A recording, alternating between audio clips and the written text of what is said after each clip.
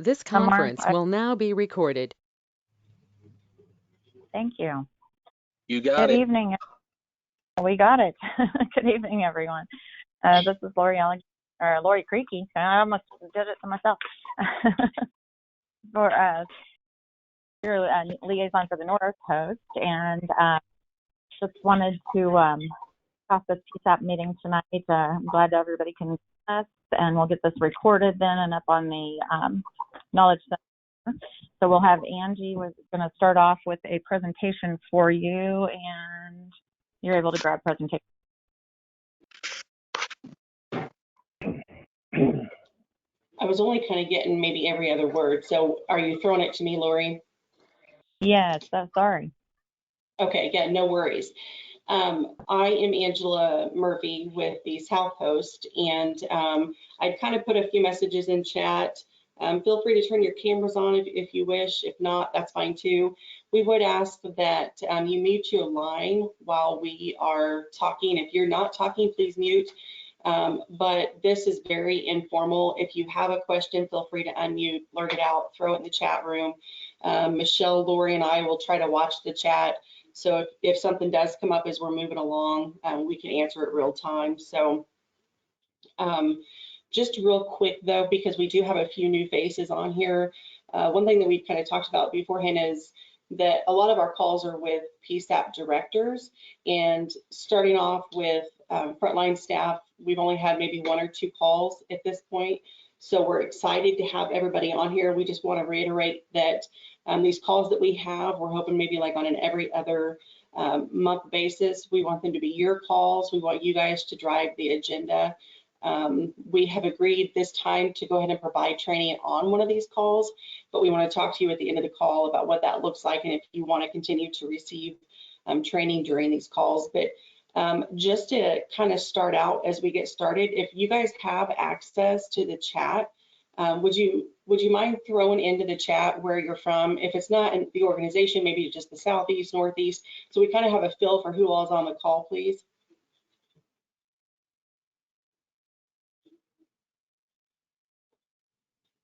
Okay, Butler County, Sherman County.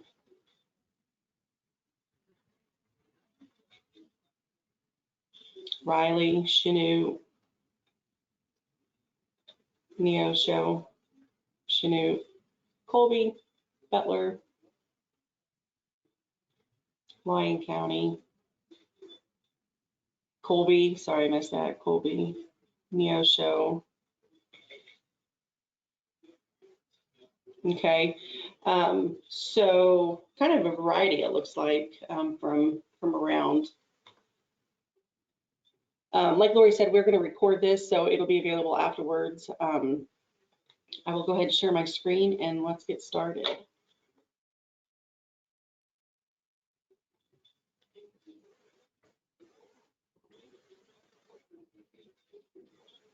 Or so I say.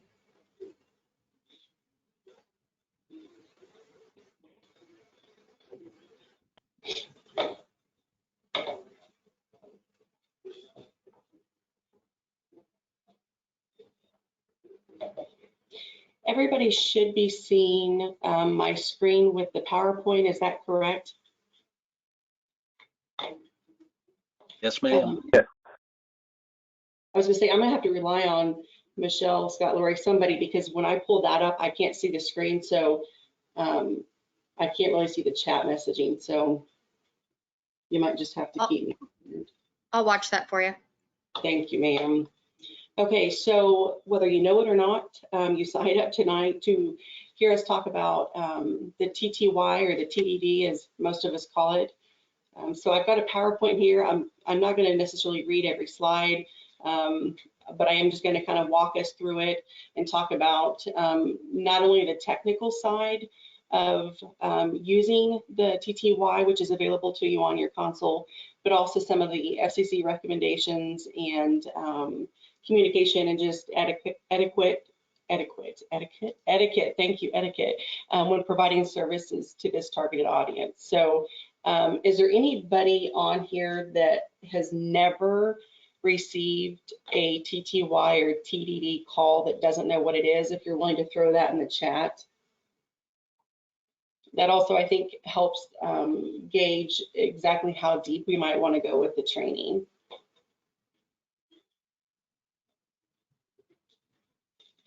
Okay, so most PSAPs probably have an internal policy, but I wanted to review with you what the FCC and the ADA and the Department of Justice recommend.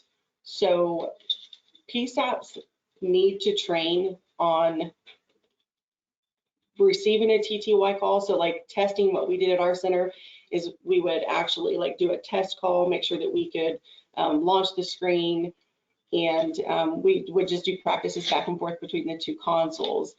And the ADA doesn't specify how often that you must train, but it's recommended that you do at least a training every 6 months. So also, and if we've trained on it, okay, but not personally taken one. Okay, that's good feedback, thank you. The Department of Justice believes that testing is important also. They suggest that you conduct random tests. Again, everybody probably has their own local policy. Whenever we did our training, we did test calls as well. We were fortunate enough to have somebody in our community also that had a TTY and would call in randomly and help us with some of those tests. So is there anybody that is willing to put in chat if you have an internal policy, like how often you train or how often you conduct tests? That might be helpful for others to see as well. The question comes up a lot. If a PSAP uses the TTY detection equipment, does it still have to query every silent call with TTY? And the answer is yes. The Department of Justice says that even though you may have installed equipment that detects TTY, that you are still required to query it. And I will show you when we get down here in the slides where some of those buttons are. But whenever you get a silent 911 call, we all have a habit of saying, you know, I'm going to use from where I was from, you know, Allen County 911, Allen County 911, is anybody there, that kind of thing. We are required by the Department of Justice that we must activate the TTY to make sure that it's not an actual TTY call coming in.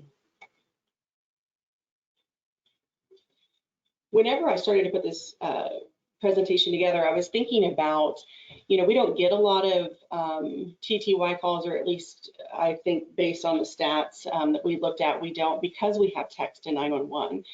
So, you know, perhaps in the past we've received more of these calls, but I got to looking at maybe our communication with people with disabilities, and so I wanted to share just some basic communication ideas. Here I have a quote. I reached out to Robert Cooper, who actually, I think on one of my upcoming slides, I quote, but he was able to give me a resource and I cited it here. I'm going to go ahead and read it to you because I think it's important. Public officials are in a unique position to convey positive images of people with disabilities, including the individuals who are deaf or hard of hearing. As a general rule, it is proper when referring to a person with a disability or disabilities by putting the person first and then using a positive reference. So in this case, it says a person with a hearing loss. I actually, when I started my presentation, doing my PowerPoint, as I was typing, it's easy to say that, you know, like a person that has, you know, that is either deaf, hard of hearing. It's always important to remember that you put the person first, not the disability. So I had to redo some of my language to make sure that it wasn't offensive. I think just being familiar with your audience will help you communicate more comfortably. So just something to think about. I put down here, make sure you understand your audience. There's a lot of assumptions out there, I guess, or myths that like if you speak loudly or if you slow down and talk very slowly, that somebody who has a hearing impairment and is actually going to be able to hear you, and that is not true. There's a lot of assumptions that they all wear hearing aids, which is also not true.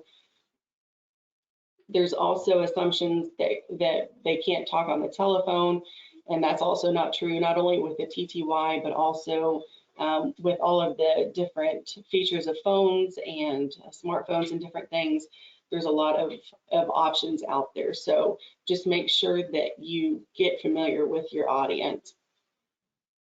Here I put some tips. So do not assume that everything is understood. Speak using direct sentences. Be ready to rephrase if necessary. Allow for more time than usual.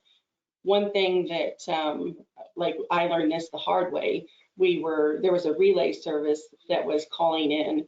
And so it's easy, because that person does speak to you, it's easy to get into the habit of just asking them directly, like, okay, well, ask him what the address is, or, like it's a first person. And you're not supposed to do that. You're actually supposed to address the caller directly. So you want to talk as if you were talking to the person who is using the TTY. So in this example, you're not going to say, can you ask him for his address? You're going to say, what is your address? And just speak directly to the person. It's not a good idea to interrupt the person. If anybody's ever practiced with TTY or used it, you know that the GA is the common go ahead. You're going to want to wait until you get that. That way it doesn't cause additional confusion. I will show you here in a little bit an example, but if somebody is texting into you through TTY, that is all capitals. And when you text back, it's lowercase. Sometimes people can misunderstand and think that that all caps is offensive, and that's not the way it's intended. It's just the way the system's designed. And here I felt like I went ahead and quoted Robert. He's with the Kansas Commission for Deaf and Hard of Hearing. I felt like what he had to say was important. So he says, it is likely that a PSAP won't be able to recognize some terms or references that a deaf person might mention or bring up, or maybe language concept that might mean something different to a deaf person more than most English speakers. I thought it was interesting that he goes on to say some words mean the exact same thing when you're signing. And so like today and now are identical, as well as signs for plan, arrange, prepare, and then like harm, injure, hurt. When I asked him for recommendations on how can we communicate more effectively with this audience, he goes on to say, I don't expect PSAPs to know these things above, but they should be aware that there might be some confusion. Fortunately, most signs related to emergencies are comparative. Sorry. Basically saying that they're common words. Anyways, so questions so far? I'm moving fast.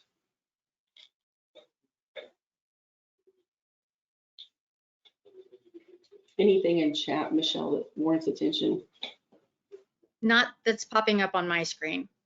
Okay. Again, feel free to throw any questions in there if you have them as we go along. This is a resource I was just going to share about why it's important to train on TTY. You don't want to be the agency that makes this kind of headline. 911 telecommunicator hangs up on deaf man, wife dead. You don't want to be put in that position. So make sure that if you do receive those silent calls, that you are checking to see if it is a TTY. This should look familiar to everybody. This is what our TTY looks like. You will see up here the caller is in all caps, whereas we as the dispatchers are in lowercase. The layout can be several different ways. So you see you've got the toolbar at the bottom, you've got the different areas up here if you want to have personalized questions for initial, general law, fire, EMS, so on and so forth. I put on here, I noted on here, as a shortcut that opens the window, windows that are open from a toolbar button can be resized and moved about. We're going to come back to that screen here in a second.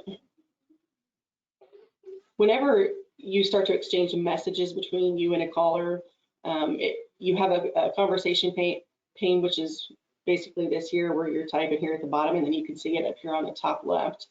I took this directly, just the screenshot for reference, out of the manual that is provided. Whenever you guys are on your phone, there's the help button, and within there's a, I don't know, 700-page document about how to use your Vesta phones, and there's a section in there, I think it's chapter 7, that talks about the TTY, and so I just pulled this directly out of there. It talks about the detect button, which, as you can see, is right here, detect TTY. And it explains, it breaks down, I'm not going to read it to you, but it breaks down the different buttons within your TTY. I wanted to use this here to segue into the pre-programmed messages. It's mentioned in the console, but it doesn't, or in the manual, but it doesn't really give you any recommendations on what those should be. So when I was talking to Robert Cooper, I was asking him, like, what are some of the pre-programmed messages? And I don't know that I got as many as I was hoping for, but here were just some, and I would hope that if you guys have some that you're using, that maybe you wouldn't mind throwing those in chat so the rest of us can kind of mirror your efforts. But here it is, an actual screenshot of a PSAP there in the middle, and just some things written out to the sides. But you know, what is the address, what city, closest intersection, you know, color of the house, do you need police, fire, EMS? For anybody that does EMD or EFD or EPD, you can click on the different areas and you can personalize those messages as well. If at our center, we did have EMD and EFD, and we put those in there. If there's anybody on the call that did EMD or EFD the same way, that has personalized questions and they're willing to talk about that, throw something in the chat and we'll call on you here in just a second. Some of the other things that we thought would be important to maybe have some standard responses, like calming techniques, help is on the way, stay next to your TTY, anything like that. I don't see anything in the chat. Is there anybody on the call that does EMD and EFD that has pre-programmed medical and fire questions in their TTY that's willing to speak up or speak about their experience?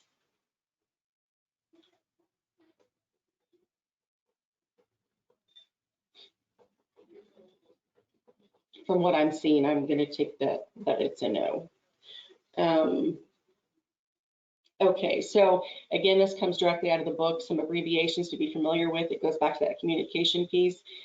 They may use predetermined abbreviations, and if we do, we need to make sure that we use ones that are universal, not ones like, don't use texting language, because it's two totally different things. If you don't know whether or not it's going to be recognized, just spell it out. Okay, you can receive a TTY call on the console as an incoming call. You can transfer the call and a conference call. I personally have no experience in that, so if there's questions about that, perhaps somebody else on the call that has, or Phil, if need be. Your console can be configured to detect a TTY call and launch the window automatically as soon as you answer. If it's not configured, you want to make sure that you use the detect button. This is what an actual screen is going to look like. If you are receiving a call, you can see the information that you get from it.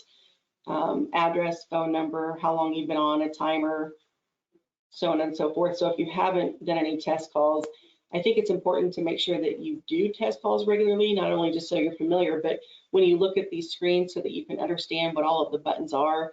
If need be, play around with them, maybe if you and your partner are doing a test.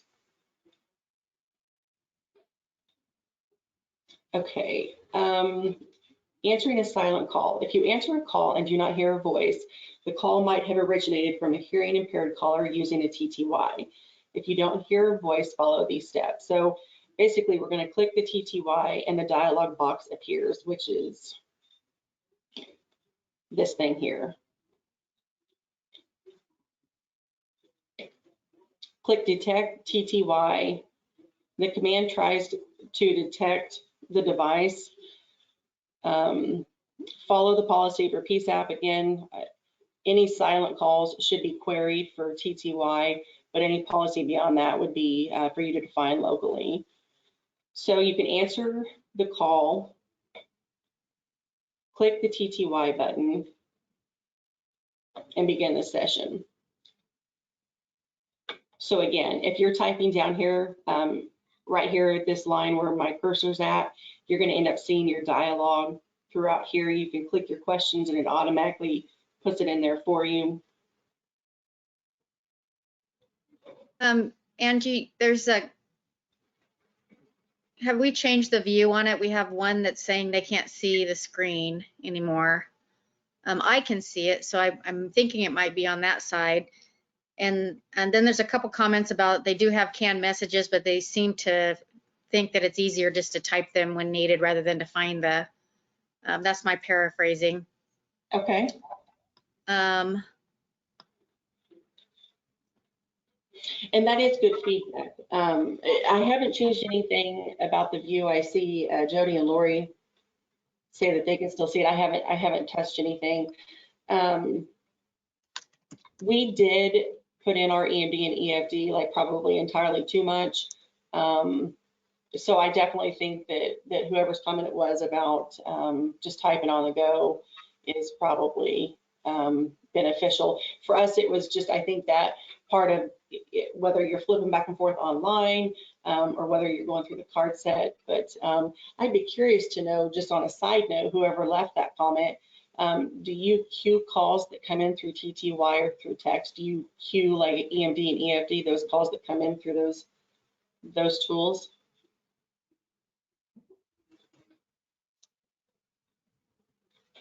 If anybody's willing to throw that in chat. While we're waiting for that, kind of a follow-up on an earlier comment that came through was training and how often. The reply was once a month, and I know from past history at Hutch that it was each console once a week. You wanted to ensure that each console could receive and transmit, so they did each console once a week. Good and point. Regarding your queue answer, we haven't had any queue, but yes, we would at least listen to them. They would be under a focused review for category as far as the standards go. Okay. Makes sense. I realize this is TTY specific, but again, as I started out saying that we don't have a lot of these calls anymore because we have the text feature. I mean, I think that the text feature is amazing, but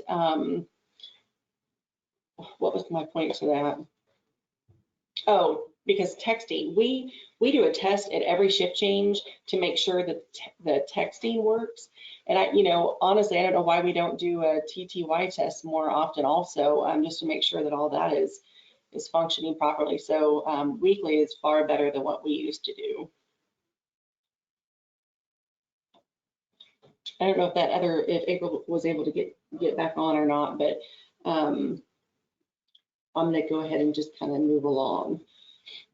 You can place an outgoing TTY call by starting a voice call and switching to TTY. It never failed that whenever we started to do testing, we would draw a blank with how do you start a TTY call? We're used to them being incoming. So it kind of gives you some step-by-step instructions here. Again, which I think, do I talk about this here in a minute? Maybe, so I don't want to jump ahead, about who's in control of the call.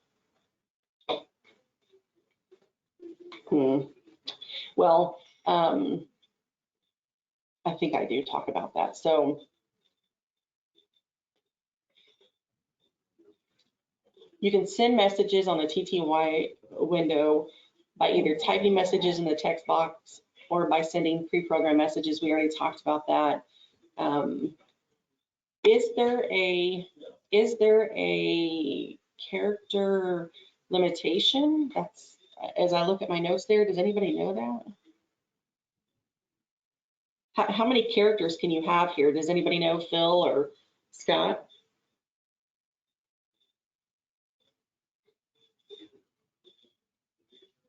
There is a limitation. How many it is? There is a limitation.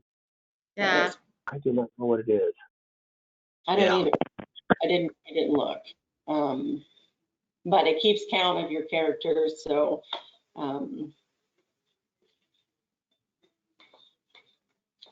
okay, so when you get done with the TTY call, you can clear a call from the window.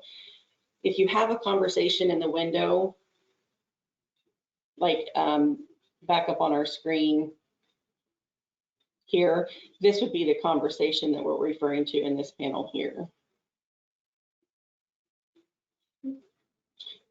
Okay, so a TTY call remains in the TTY window after the call ends. You can remove the released call manually. You cannot remove the conversation of a connected TTY call. So the conversation clears automatically when another active voice or TTY call appears.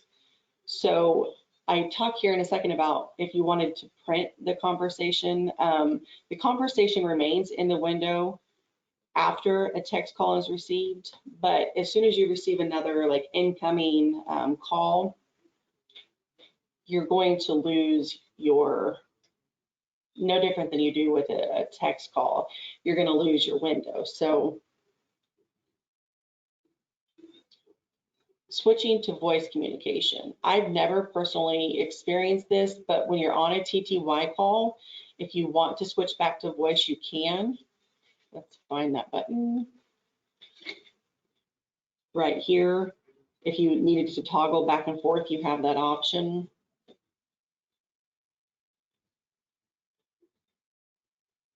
It says after you switch to voice communication, oh, that's where I talk about the ownership. You give up ownership of the call. So like if you, if they text in or you text out, you are in control of the call until which time you switch back and forth and toggle. Like if you switch to voice communication, then you give up that ownership of the call. And if you want that ownership back, you would have to then ask for it. Angie, just following up on your characters, it appears like it's 140, and then it will prompt it with a message that there's multiple messages in that string because it's going to break it into multiple, just kind of like a text that used to get too long. Okay. So that's what it refers to on TTY and TDD. Perfect, thank you. So it doesn't actually stop you from typing, it just kind of makes the message maybe broken up a little bit. Yeah, it says we'll split into multiple messages if it exceeds 140 characters. And I suppose that could be dependent on what CPE you use, but that's the general. Okay, thank you. You can transfer a TTY call just like you would a voice call. Oops, sorry, excuse me. When you transfer the call, the location information of the caller displays whenever, so you're transferring that data just like you would if it was a voice call. The message of the conversation between you and the caller are transferred to the conversation pane of the new party that you're joining.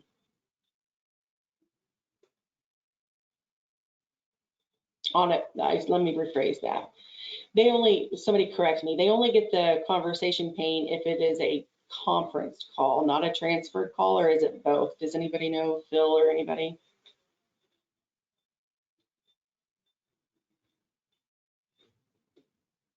What's the question again, Angie? If I transfer a TTY call, it's no different than anything else, like a voice call. I'm giving you the like Annie Alley or whatever. But if I conference somebody in, they can see our dialogue. But if I transfer a call, does the new PSAP get the conversation pane? I don't think they do. Yeah, if you transfer it, then obviously you have to transfer to a 911 trunk. But when you transfer that, it'll pop up your conversation in their TTY window, and then you would leave the call. You'd release from the call. The only difference between that and the conference is you'd all stay on, but that same data and the conversation window would be appearing for both of you at that point. So you get Scott, the history, okay. Scott, can you confirm, isn't there like a time element as well? Like if there was multiple calls from the same connection, that there is a time limit of how long that will bring back the previous conversation. That was one of the updates, or probably a couple years ago. Well, and it's just like text. Same time limits apply. I think we've got that set at or 30 minutes, I think. Might be 60 minutes. So a call back from the same number within 60 minutes should generate your last TTY conversation, just like it does a text conversation.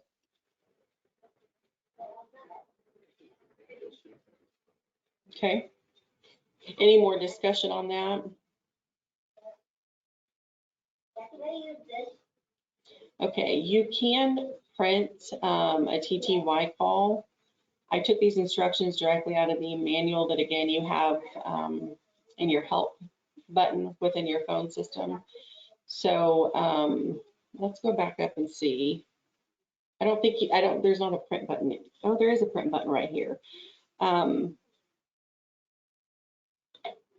So if you ever find yourself needing to print, it says you can print a released or connected call. So this is what a report would look like. This is the information that you would receive.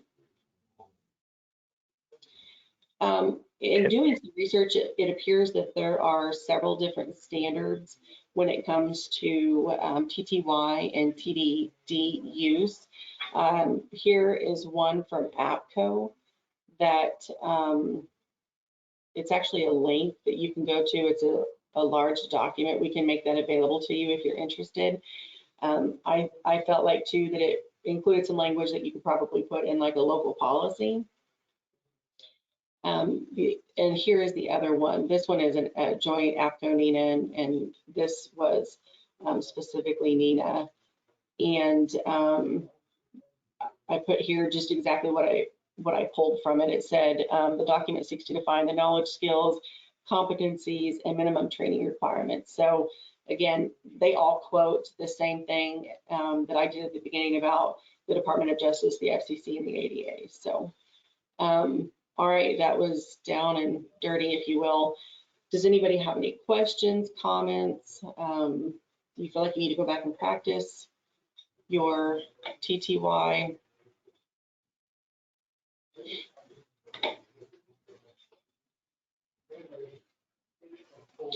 Is the PowerPoint available anywhere?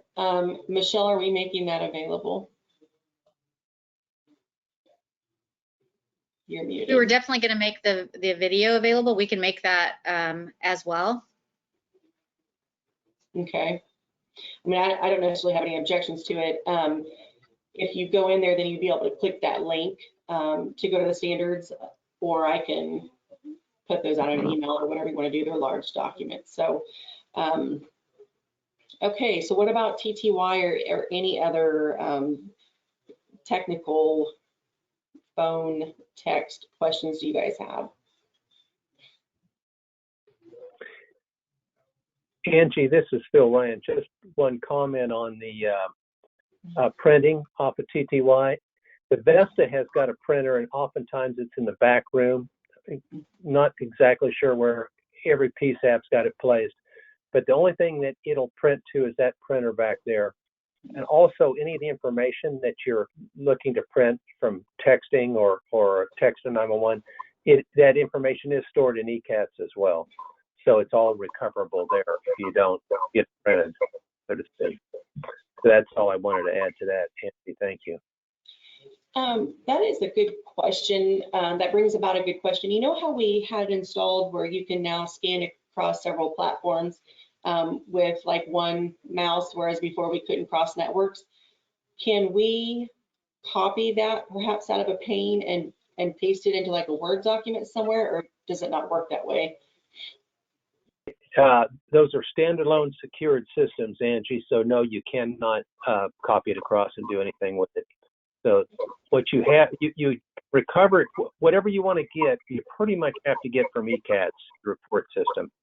But what people have done, of course, for troubleshooting, which has been real helpful, is they'll take actually a snapshot with their phone, save it, and send it to us for trouble reporting and that type of thing. And that's how we've been very successful in troubleshooting a lot of things that the call takers see on their screens. So that's with it being a closed, secured system, no, there's no way to get to the internet or get to any other type of devices. Okay. One of the questions in the chat is, do you think text to 911 will eventually replace TTY? I would take a stab at answering that with, I think we've already seen a transition. You know, when we went text to 911 a couple years ago, you know, we were really so excited about it because it was the first time in the 50 years of 911 that that community had direct access to 911. I think with the implementation of real-time text, we've already seen a lesser use of the relay centers. So I would suggest that the answer to that is most likely yes. Scott, Phil, you guys, what do you guys think? I think real-time text will probably end up replacing TDD. It's going to work exactly the same as far as from a standpoint of treating it more like a voice call. So your quality of your location information is going to be much better, but it will work the same with that interaction of each character appearing as you're typing it, and it being a full duplex conversation where if you're typing something, I could interrupt you with a question or whatever. I think real-time text will replace TDD. I don't think SMS probably will completely, but you know, it already has taken a big chunk out of it. I asked you this the other day, but just for others listening, what's the timeline for real-time text?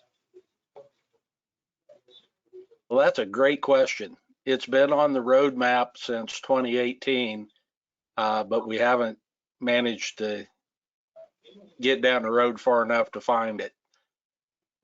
I'm thinking that it will probably be any time, but as far as any kind of a date, I can't give you one. So Scott, for clarification, it's nothing that Kansas is holding up. It's the 911 vendor for better. Yeah, the call handling system vendor and their development process. It's still in labs, right? It's not even to labs yet. Okay. It's not even in the software yet, so. I see another question there about common abbreviations. There are just a few mentioned in this PowerPoint. The resources that both Michelle and I put in the chat, if you click on those, they also include some abbreviations as well. Yeah. I guess another thing that if we do send this PowerPoint out or make it available, I could also include the document that I got from Robert Cooper. It says quick guide for Kansas public employees as it relates to accommodating deaf and hard of hearing. And it's a newer document dated 2017. So I could also include that if anybody was interested in the resource. So if you guys have questions about this, we can continue to ask them and brainstorm. Otherwise, we have 20 minutes left of this call. And to make sure that we use your time wisely, are we okay with jumping ahead? We had just a few agenda items that we could bring up unless you guys have some agenda items. This would be an opportunity. You guys are more than welcome to take your phones off mute and we can talk openly, or you can throw it in chat, whatever you're most comfortable with. Lori, did you have agenda items that you wanted to be specific about, or?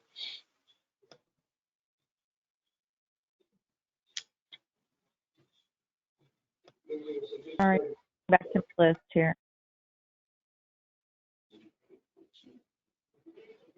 Oh, does anybody have questions about or thoughts on the route employee training that we sent everybody? For some reason, I'm only getting like every other word. Is anybody else having that trouble?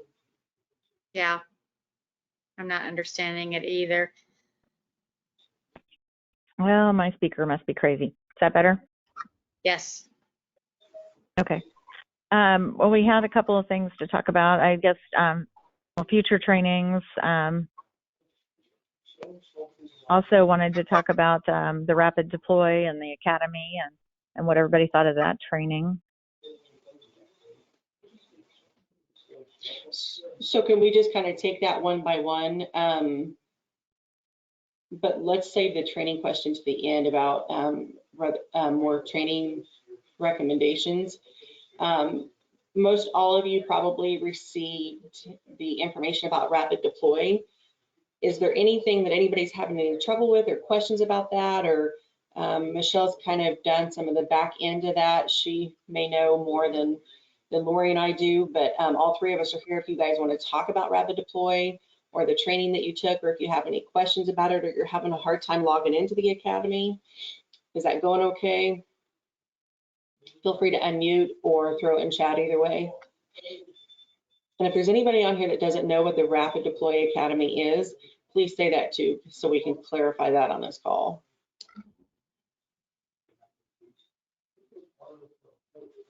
I think one of my asks regarding the academy would be just really candid feedback. You know, it's a totally different way that we've offered training, specifically functional training.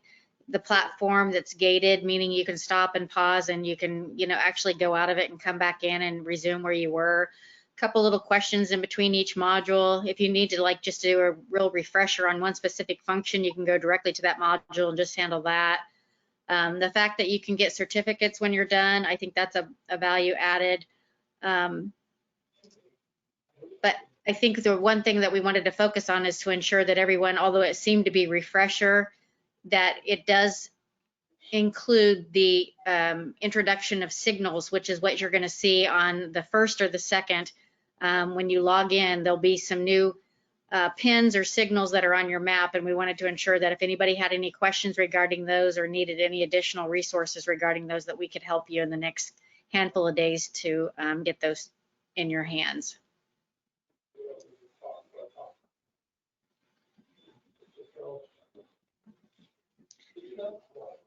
Said I love rapid deploy. We have had so many people respond to a text when they hung up and didn't respond on callback. So you're basically flipping back over to rapid and coming back through the what we would initially have considered the translation, but just an immediate contact. I think I would agree with that. We were seeing the same thing. You could call them on an abandoned callback and they wouldn't answer the phone, but they would definitely respond to a text. Yeah, good feedback. You know, that makes me wonder how you guys are using, if you wouldn't mind letting us know how you're using what three words, whether it's just pinpointing more specific detailed location, or if you're using it internally, or if you're actually radioing it to first responders, or if you're using it at all.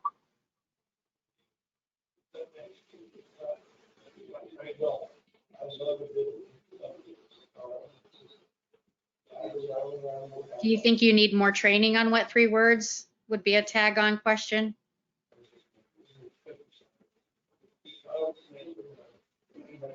And if there's anybody that's not familiar with what three words, please don't hesitate to put that in chat and we can go into more detail about that as well. We just want to make sure that you guys have all these resources at your fingertips. So I'll add on to that, that if you go to NeoGov, there's about a 30-minute video on there that what three words put together for an on-hand or a demonstration. So if you go into NeoGov, look under the functional training tab, it should have the demonstration that what three words did on admin day that we recorded, as well as a refresher on ECATs and a couple other items uploaded. There was a comment in chat about they would like to see more words on, more training on what three words. I'm also going to put, well, you apparently, somebody here has either me, Michelle, or Lori's contact because you guys joined us, but I'm going to put a couple email addresses in the chat also. We sent out a large document that had that training that Michelle referenced, like the YouTube video and some other documents on what three words. If you are in need of that or would like to see that, you can email one of us and we would definitely send that over to you.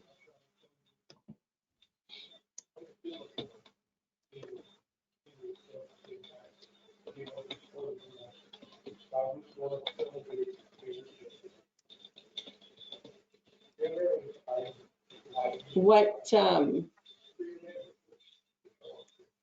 I guess not any, I mean, Lori, Michelle, anybody can talk, but I guess if we're going to talk about training, I wanted to make sure to put a plug in about the APCO conference before we go, but what kind of training do you guys feel like you need? Oh, there you go, Michelle. What kind of training do you feel like you need? What would be helpful? Oh, James.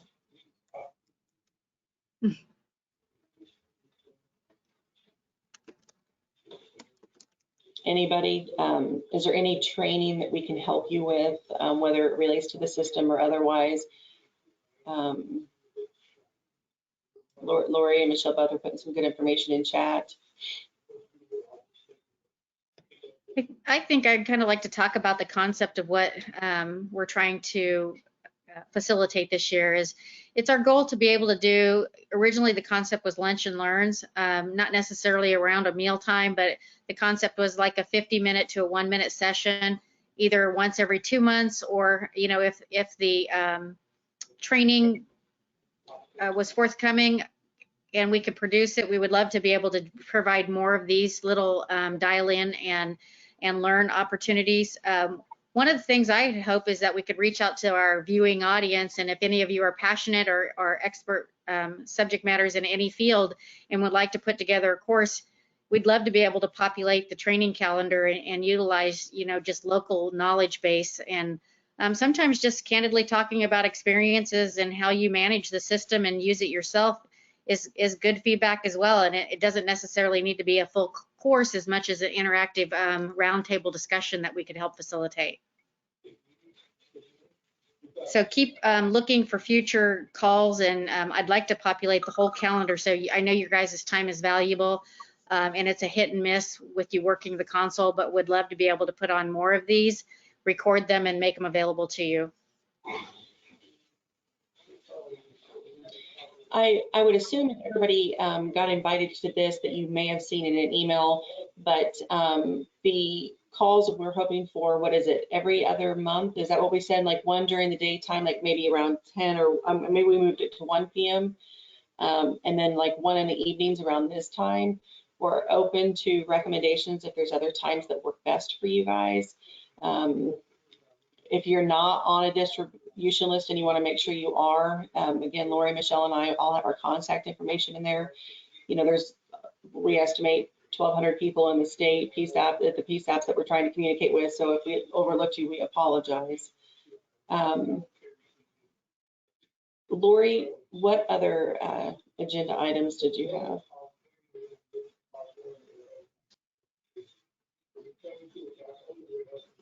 I had jotted down maybe a brief status update on the reclassification effort. Do you want me to take a stab at that? I didn't have that one.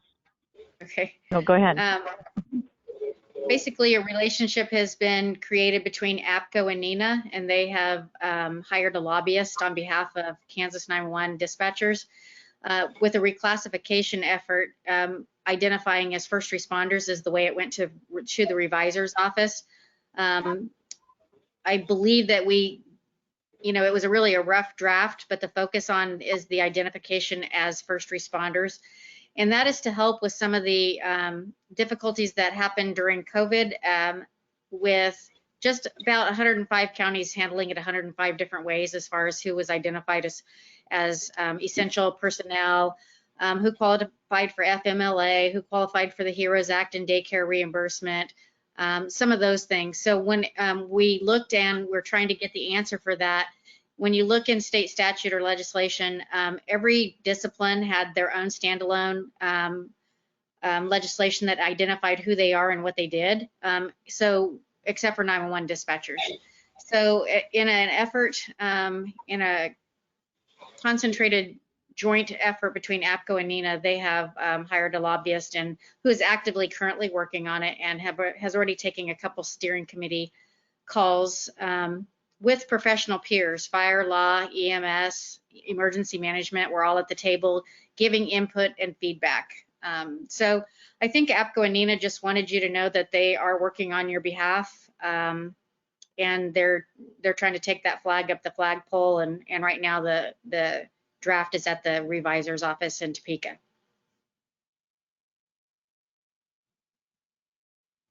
Michelle, That was my ad-lib version. I think you did that beautifully. Again, we welcome anybody to either talk in chat, or if you feel comfortable, please unmute. If you have feedback about that, if you have an opinion about that, we definitely want to make sure that we're speaking for the boots on the ground. So please let us know what you're thinking about that.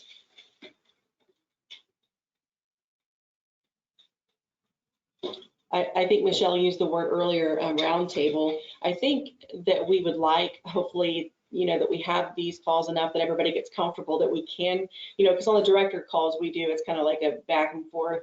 And we would love to hear from you guys too, when you get comfortable enough. So let me put in a plug really quick for APCO, if you don't mind. The APCO conference is going to be a one-day virtual conference on April 14th. We will have more information out about it, but we do have a great keynote and some breakout sessions, but it will be virtual this year because of COVID. We are targeting November 8th through 10th, I believe, for the fall conference. And we are crossing our fingers that that will be in person in Manhattan. It'll be a joint conference between the council and APCO. So mark your calendars on both of those. Along with that, is it too premature, you think, to mention those other two? Is that what you're saying? Yeah, I don't think it's too premature to just discuss the concept. I think APCO wants to try to bring more training to their members and to Kansas, and so we had a conversation that we would like to. So we have a spring conference and the fall conference, and they both occur in a quarter, which leaves 2 quarters without training. So we would like to be able to offer like maybe a 4-hour virtual training at least once every quarter. So all 4 quarters we would be offering you some sort of APCO training. And again, I think that we're looking for, as Michelle said earlier, experts in the field, whether it's somebody here, whether it's somebody that we consult with to hire. But we would love feedback on what you would like to have and what training you would like to receive. So feel free to reach out to Michelle, Lori, or I with any of that input as well. Scott, this might be kind of catching you unexpected, but can you explain a little bit about how trouble tickets and the value they are? Even if you feel like it's like just a small item and it doesn't warrant a trouble ticket, if we don't, when we start seeing repetitive ones, how that kind of kicks you guys into action on following up on those? Yeah, obviously, without a trouble ticket, there's no way for us to track trouble with the system. And so from that standpoint, it's critical that no matter how small a problem it is, it needs to be reported to the resolution center so that we're aware of it. We track those tickets not only to ensure that we're getting your problem fixed, but also to identify trends within the system. If we're seeing multiple PSAPs reporting the same issue, even if it's a small issue, it lets us know that it's a system-wide problem, and we can go back to Motorola and get a fix for that to resolve the problem. With the small trouble tickets, and unless your PSAP goes into reroute, I won't become aware of it. So in order for us to be aware of every trouble ticket, we ask you to send a email to our Google group whenever you call the resolution center for everything, and just give us the ticket number and a short description of what the problem that you reported is. Excuse me. And if you have screenshots of an error message or screenshots that you've taken with your phone of your Vesta screen, you can attach them to that email. And that email address is KSNG. What? I'm sorry, it's already in chat, Scott. I'm sorry to interrupt. Okay, very good. Thank you. So yeah, anytime you have any problem at all with the system, any aspect of the system, be it the Vesta or Rapid Deploy, go ahead and call the Res Center, put in a trouble ticket, and then send an email to that Kansas NG 911 Res Center email group. That way we're all aware of it and we can make sure that your problem gets fixed. So a point of clarification, Angie and Lori, is that Lori has put in the chat that the next Frontline Dispatch Roundtable call will be Tuesday, March 30th from 1 to 2 p.m., 1300 to 1400. I don't think the intent is for us to always couple the training with the roundtable. We wanted to ensure that everyone had the opportunity just to network, talk about how other centers are doing things, troubleshoot things, ask, you can chat back and forth about policies. If somebody else already has the wheel going down the road, we don't have to, duplicate that. You can share and just openly talk about those things. And especially with the absence of in-person conferences, I think this is a bridge to that in the near distant future. So I think we'll be looking for 2 different dates coming. The roundtable is the Tuesday the 30th from 1 to 2, and an additional training opportunity within that same month if we stay on the bi-monthly schedule. We want to be real respectful of your time. My clock has 2 minutes, and if you guys don't talk, we will. So let us take just a brief pause. If you have any questions, please feel free to come off mute, put it in chat. If you have anything that you want to talk about after this call, you've got our contact information.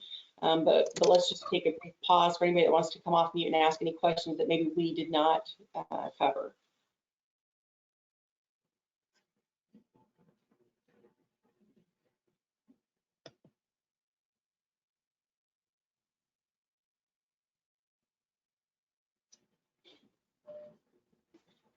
Okay, no worries.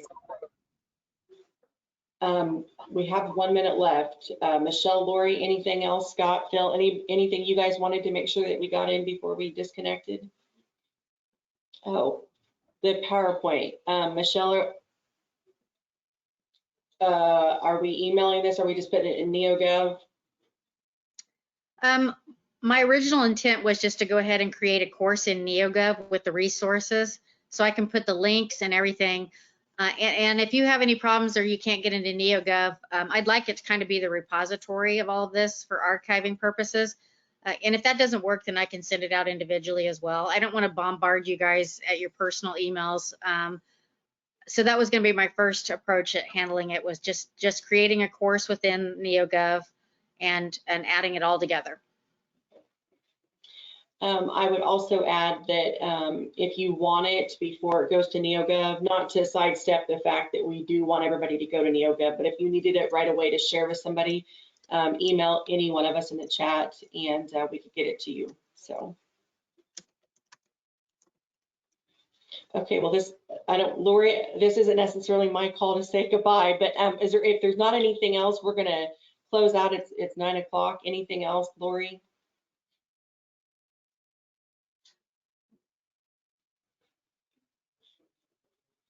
Okay. Everybody stay safe and warm. All right. Thank you guys so much for your time. Thank you all. Thank you all for joining. Goodbye.